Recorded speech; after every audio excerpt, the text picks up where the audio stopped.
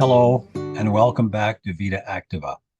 Last week, we looked at how emotions move our lives by showing us what we like and don't.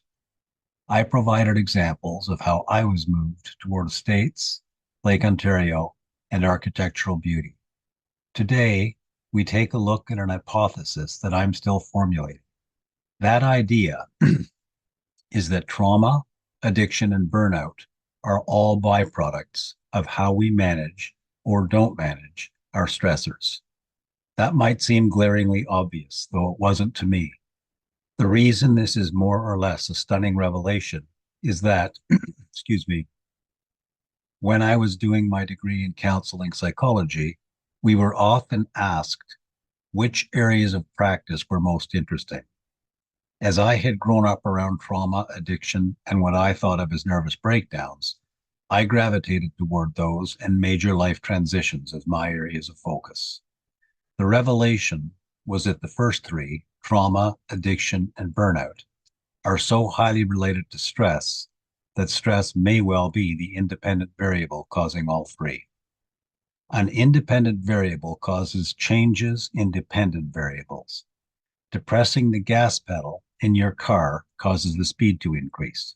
In that case, the degree of depression of the gas pedal is the independent variable, with road speed being the dependent variable. More gas, more speed. Trauma, addiction, and burnout are analogous to the speed of the car. If stress is the gas pedal, trauma, addiction, and burnout are road speed. That is, the more stress applied to a human life, the more probable are trauma, addiction, and/or burnout. But there's a wild card in this deck. Current research, and I'm speaking of Kelly McGonigal and others, are postulating with convincing evidence-based thinking that how we interpret and treat stress changes the effect it has on us. Let's go back to the car example. I'm driving, or rather, if I'm driving a 1970s four-door Cadillac or Lincoln, the quantity of gas required to make that beast move is way greater than what it takes to move my 2017 VW. In other words, contemporary cars are more fuel efficient than cars from 50 years back, i.e., each class of vehicle interprets and treats power delivery per unit of gasoline differently. If we return to trauma, addiction, and burnout, what we find is those human beings with better designed stress management systems can handle more stress with fewer negative impacts. And before you start feeling badly, a large part of our stress management systems is volitional or within our own control. Boringly, many of you can already name some of the factors involved. As a psychotherapist, I test most clients on most visits for these 5 factors: mood, sleep, productivity, exercise, socialization. An increasing number of impressive healthcare researchers and practitioners are saying the same thing. Get these right, and that list is a series of lifestyle changes, and you reduce your stress load. Let's repeat that.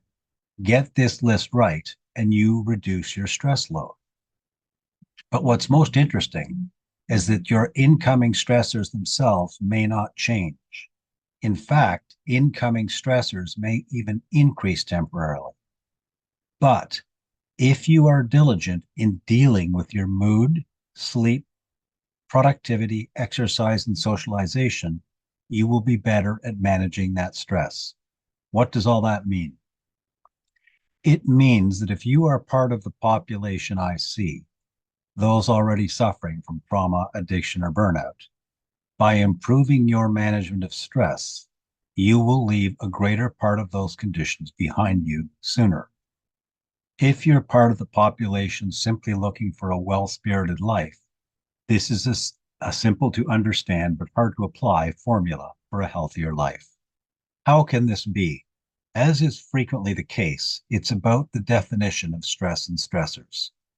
Of the sources I know, McGonigal has wrestled most explicitly with this. She lands on a wonderfully simple idea.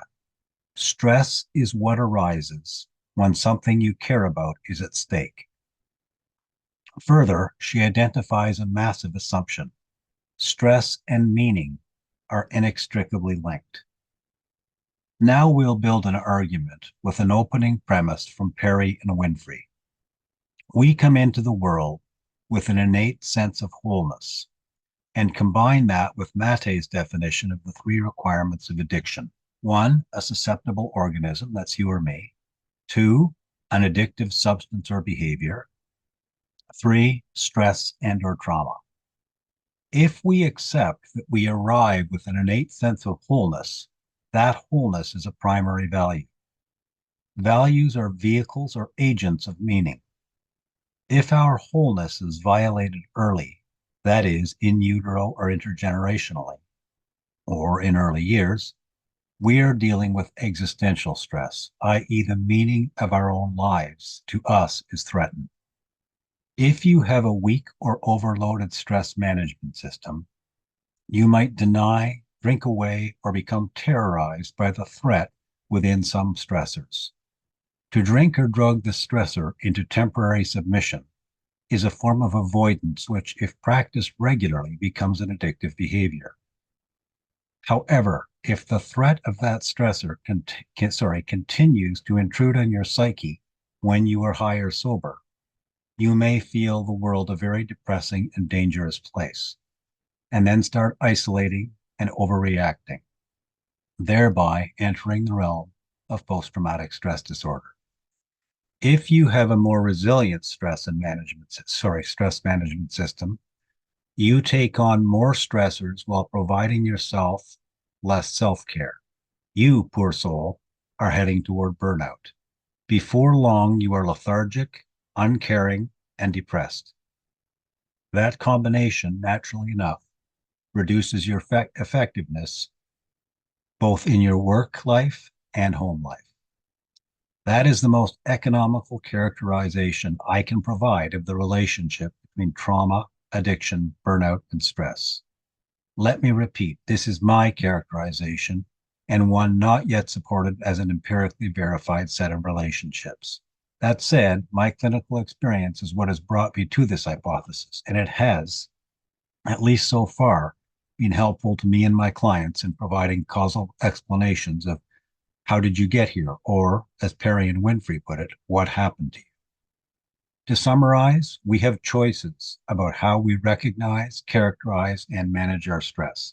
2, stress can be the independent variable, which, when dysregulated, can lead to avoidance, addiction, and isolation. 3, denial is a type of avoidance, and if supported by alcohol, drugs, sex, shopping, etc., leads to addiction. 4, intrusive internal disturbances together with avoidance, impaired mood, and thinking, and overreactions mean you're probably suffering PTSD. 5, increasing the stress load while decreasing self-care leads to burnout, low energy, negative cynicism, reduced effectiveness. 6, all of these are highly related to stress management, which is itself related to personality and habituation, i.e., we can all learn to manage stress more effectively.